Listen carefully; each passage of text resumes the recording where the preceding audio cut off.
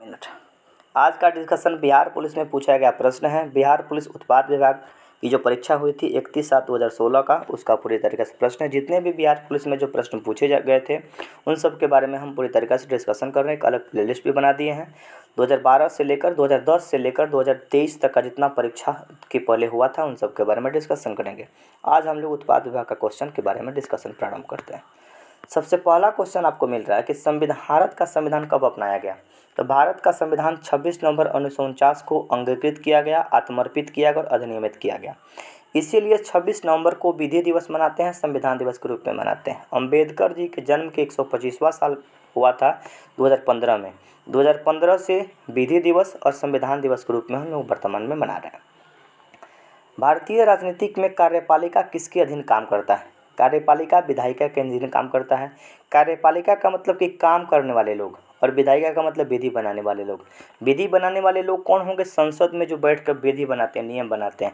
तो विधि बनाने वाले लोग को विधायिका कहेंगे और काम करने वाले लोगों को कार्यपालिका कहा जाएगा।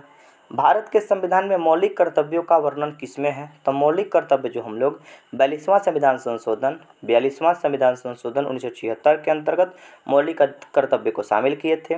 सरदार स्वर्ण सिंह समिति की सिफारिश पर मौलिक कर्तव्य को शामिल किया गया था। मौलिक कर्तव्य की संख्या वर्तमान में 11 है। पहले मौलिक कर्तव्य 10 हुआ करता था। 11वां मौलिक कर्तव्य क्या जोड़ा गया? 6 साल से 14 साल तक के बच्चे को अपने अभिभावक और माता पिता का कर्तव्य है कि उसको पढ़ाने लिखाने के लिए भेजें। आगे क्वेश्चन देखते हैं कि ब्रजयान संप्रदाय किस धर्म से संबंधित है। ब्रजयान का संबंध बौद्ध धर्म से, हीनयान का संबंध बौद्ध धर्म से, महायान का संबंध बौद्ध धर्म से। तीनों याद रख लीजिएगा। ब्रजयान का संबंध भी बौद्ध धर्म से, हीनयान का संबंध भी बौद्ध धर्म से और महायान का संबंध भी बौद्ध धर्म से। बस। गालिब कौन थे? कवि हुआ करते थे। मिर्जा गालिब कवि हुआ करते थे। हेंगसांग ने किसके शासनकाल में भारत की यात्रा की? हेंगसांग चीन का यात्री था। हर्षवर्धन के शासनकाल में भारत आया था। बिहार का जो नालंदा विश्वविद्यालय था जिसकी स्थापना कुमारगुप्त प्रथम के द्वारा किया गया था, उसमें पढ़ने के लिए आया था। जब आया था पढ़ने के लिए तो उस समय वहाँ का कुलपति वाइस चांसलर शीलभद्र हुआ करते थे।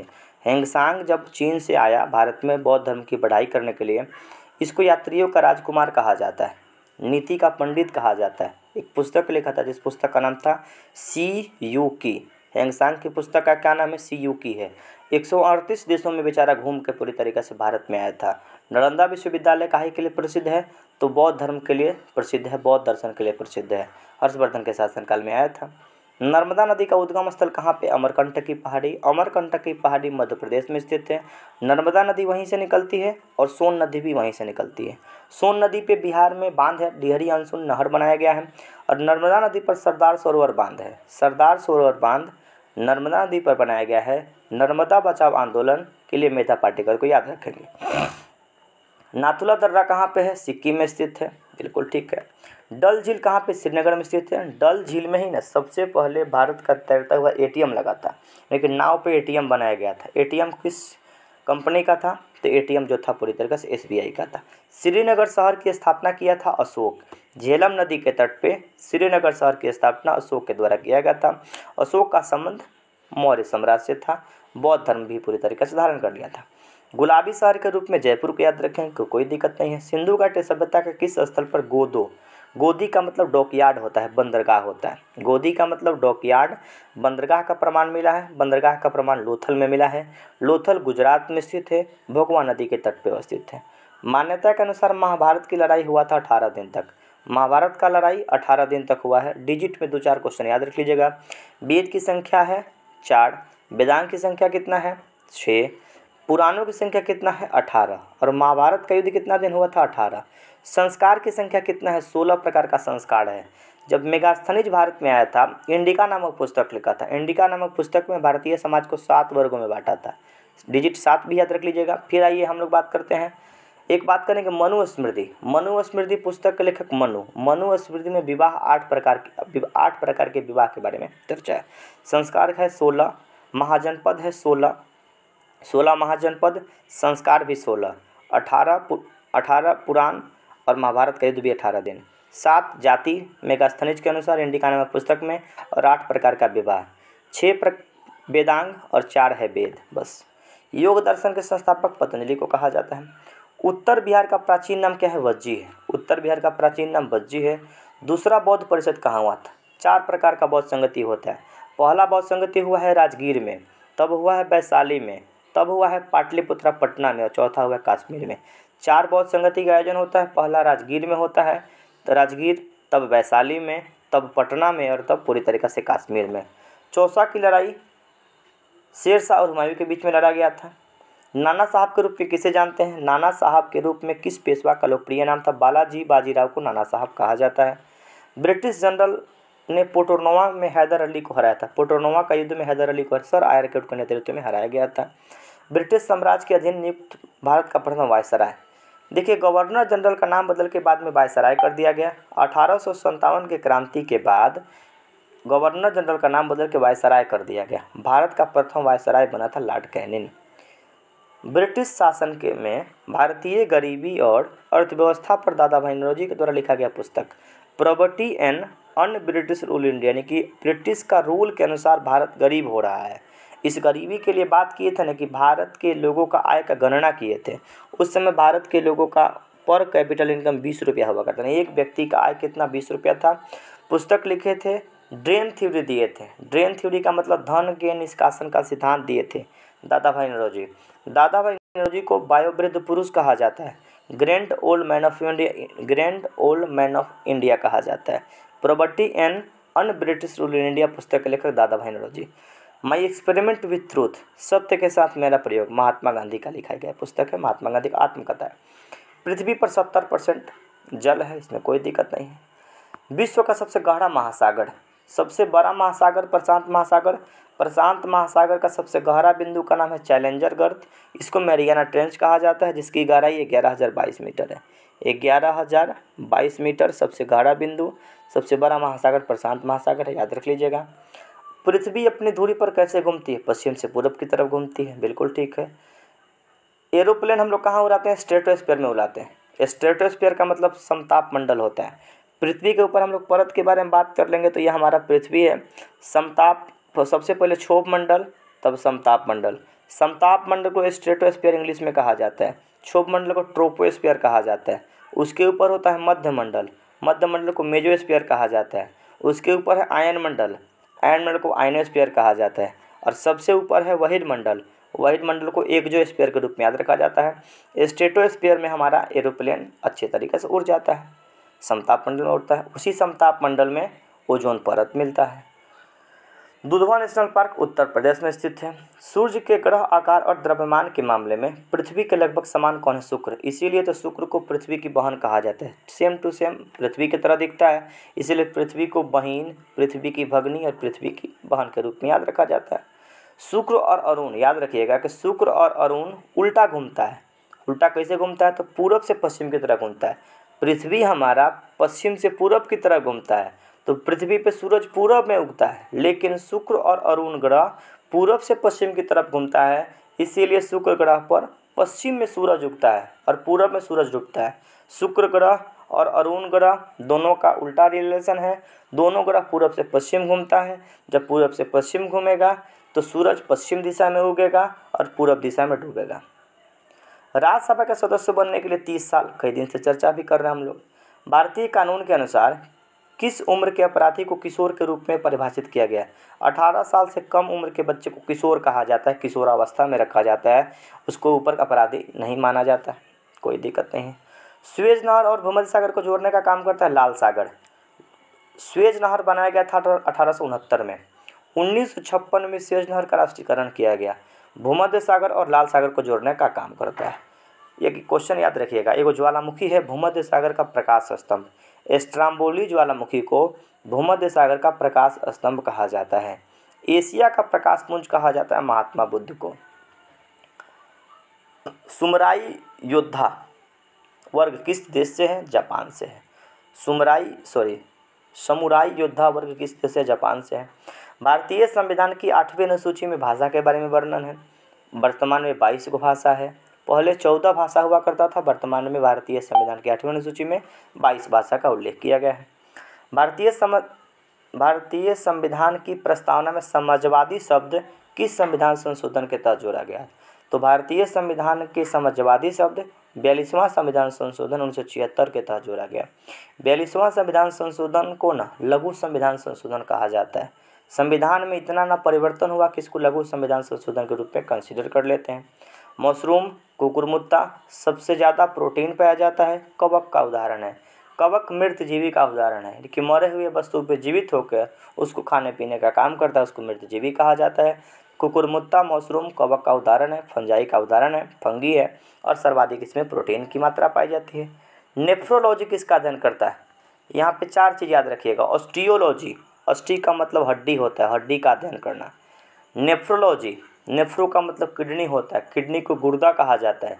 किडनी की संख्या 2 होती है, एगो किडनी का वजन 150 ग्राम होता है और दूसरे का वजन 150 ग्राम होता है, दोनों किडनी का वजन 300 ग्राम होता है। किडनी की इकाई को नेफ्रॉन कहा जाता है, इसलिए नेफ्रोलॉजिस्ट नामक डॉक्टर से किडनी का इलाज कराते हैं। एक होता है न्यूरोलॉजिस्ट, तो न्यूरोलॉजिस्ट का मतलब न्यूरोसर्जन, हमारे नस के बारे में बात करता है। तो न्यूरोलॉजिस्ट का मतलब तंत्रिका तंत्र, नेफ्रोलॉजिस्ट का संबंध किडनी से संबंधित विज्ञान। किडनी हमारे रक्त को छानने का काम करता है, जिस प्रकार से चाय छानने का छन्नी होता है ना, उसी प्रकार से हमारे ब्लड को छानने वाला छन्नी है किडनी, याद रखिएगा।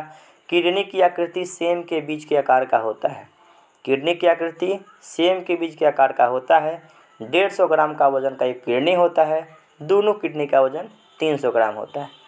किसकी कमी से रिकेट्स बीमारी होता है? चर्चा हम लोग कई दिन से कर रहे हैं। रिकेट्स बीमारी विटामिन डी की कमी से होता है, इसको सूखा रोग कहा जाता है। बच्चा का पेट बाहर आ जाता है, पैर पतला हो जाता है, रीढ़ की हड्डी दिखाई देने लगती है। रिकेट्स बीमारी जब बच्चा में होगा विटामिन डी की कमी से। विटामिन डी सूरज की रोशनी में मिलता है, कोल्ड लिवर ऑयल मछली के तेल में मिलता है। जब आदमी जवान होता है तो विटामिन डी की कमी से ऑस्टियोमेलेसिया होता है, बुढ़ापे में ऑस्टियोपोरोसिस होता है। ऑस्टी का मतलब हड्डी होता है, हड्डी में बीमारी होता है। मानव पीत एक पीले हरे रंग का तरल है, इसकी प्रकृति अम्लीय होती है। अम्ल के लिए बात करेंगे तो अम्ल का स्वाद खट्टा होता है, अम्ल का पीएच मान 7 से कम होता है और क्षार का पीएच मान 7 से अधिक होता है। पीत का स्राव होता है यकृत से। पीत का स्राव कहाँ से होगा? यकृत से होगा। पीत जमा कहाँ होता है? तो पित्ताशय में जमा होता है। पीत का स्राव यकृत से होता है, यकृत का मतलब लीवर होता है, इसको जिगर भी कहा जाता है। यकृत का वजन 1.5 किलो होता है। सबसे ज़्यादा गति से, सबसे तेज़ गति से सेल हमारे शरीर में यकृत में ही बनता है। यकृत में ही ग्लूकोज ग्लाइकोजन के रूप में संचित होता है। विटामिन ए का संचय लीवर में होता है, लीवर में हमारे यूरिया का संचय लीवर में होता है। लेकिन मानव के शरीर के लीवर में बहुत सारी चीज़ों का स्टोर होता है। ग्लूकोज जो हम लोग खाते हैं पीते हैं तो ग्लूकोज ग्लाइकोजन के रूप में लीवर में इकट्ठा होता है। यूरिया का स्टोर लीवर में होता है। विटामिन ए का संचय लीवर में होता है। लीवर का कोशिका बहुत जल्दी बढ़ जाता है, इसीलिए लीवर में सूजन देखने को मिलता है कि बहुत जल्दी, जो थोड़ा सा अटपटा खाना खा लीजिएगा, फास्ट फूड खा लीजिएगा तो लीवर बढ़ जाएगा। लीवर बढ़ने का मतलब कि कोशिका बढ़ गया, यानी कि हमारा शरीर की सबसे छोटी इकाई कोशिका होती है। कोशिका का खोज सबसे पहले रॉबर्ट हुक नामक वैज्ञानिक 1665 में किए थे। तो पीत के बारे में कहानी पता चल गया। पीत अम्लीय होता है, पीले हरे रंग का होता है। पीत स्रावित कहाँ से होता है? यकृत से। जमा कहाँ से होता है? पित्ताशय में। बस। एम्पियर किसकी इकाई है? एम्पियर विद्युत धारा की इकाई है। विद्युत धारा को मापने वाला यंत्र का नाम है आमीटर। आमीटर को हमेशा श्रेणी क्रम में जोड़ा जाता है। विद्युत धारा होता क्या है? तो विद्युत धारा क्या होता है कि इलेक्ट्रॉन के सतत प्रवाह को विद्युत धारा कहा जाता है। अगर इलेक्ट्रॉन लगातार बह रहा है किसी तार में, इलेक्ट्रॉन के सतत प्रवाह को विद्युत धारा कहा जाता है। कोई दिक्कत नहीं है। आगे देखते हैं, परमाणु के नाभिक में क्या होता है, और अच्छे तरीक़े से समझ लीजिए। हमारा ये परमाणु है, परमाणु के नाभिक में प्रोटॉन प्लस न्यूट्रॉन होता है। इनके पास माइनस है, ये बेचारे हमेशा चक्कर लगाते हैं। चक्कर काटता है कौन? इलेक्ट्रॉन। प्रोटॉन प्लस न्यूट्रॉन का परमाणु के नाभिक के भीतर होता है, याद रख लीजिएगा। न्यूटन के प्रथम गति नियम में किसके बारे में चर्चा होता है? न्यूटन के प्रथम गति नियम से जड़त्व की परिभाषा मिल जाती है। जड़त्व का सीधा संबंध द्रव्यमान से है। जिस वस्तु का जितना ज़्यादा द्रव्यमान होगा उसका जड़त्व उतना ही ज़्यादा होगा। क्वेश्चन यहाँ से बनता है ना एक ठो कि एगो कार जा रहा है और एगो ट्रक जा रहा है, किसका जड़त्व ज़्यादा होगा? तो ट्रक का जड़त्व ज़्यादा होगा, यानी कि जिसका द्रव्यमान ज़्यादा होगा उसका जड़त्व भी ज़्यादा होगा। जड़त्व का मतलब कि जो व्यक्ति जिस अवस्था में है उसी अवस्था में रहना चाहता है। जैसे हम अभी पढ़ा रहे हैं तो हमको पढ़ाने में ही मज़ा है, आप पढ़ रहे हैं तो आपको पढ़ने में मज़ा है। कोई व्यक्ति दौड़ रहा है उसको दौड़ने में मज़ा है, कोई व्यक्ति सो रहा है तो उसको सोने में मज़ा है। लेकिन जो व्यक्ति जिस काम को कर रहा है उस काम में मज़ा है, जब उसी काम को करता रहेगा तब तक करेगा जब तक कि उस पर बाहर का कोई बल प्रभाव ना डाल दे। हेमेटाइट किसका अयस्क है? हेमेटाइट लोहा का अयस्क है। मैग्नेटाइट भी लोहा का अयस्क है, लेकिन हेमेटाइट से अच्छा लोहा होता है मैग्नेटाइट। जिस लोहा में कार्बन का प्रतिशत कम होता है लोहा अच्छा होता है। तो लोहा मैग्नेटाइट में कार्बन का प्रतिशत कम होता है और वो लोहा पूरी तरीके से अच्छा होता है, कोई दिक्कत नहीं है। हास्य गैस, हंसने वाला गैस किसको कहा जाता है? लाफिंग गैस के रूप में नाइट्रस ऑक्साइड N2O को कहा जाता है। चिली साल्टपीटर, चिली सीरा कहा जाता है। सोडियम नाइट्रेट को चिली साल्टपीटर के रूप में याद रखा जाता है। बिल्कुल, बहुत अच्छा क्वेश्चन है। अत्यधिक किण्वन से आप क्या समझते हैं? किण्वन का मतलब यह अपशिष्ट जल में ईंधन के रूप में हाइड्रोजन उत्पन्न करने की पद्धति को अत्यधिक किण्वन से आप क्या समझते हैं? यह अपशिष्ट जल में ईंधन के रूप में हाइड्रोजन उत्पन्न करने की पद्धति को अत्यधिक किण्वन के रूप में समझा जा सकता है। इंटरनेट में किस टाइप को स्विचन का प्रयोग करते हैं? स्विचन का प्रयोग पैकेट के रूप में किया जाता है। कंकाल की मांसपेशियों में कितनी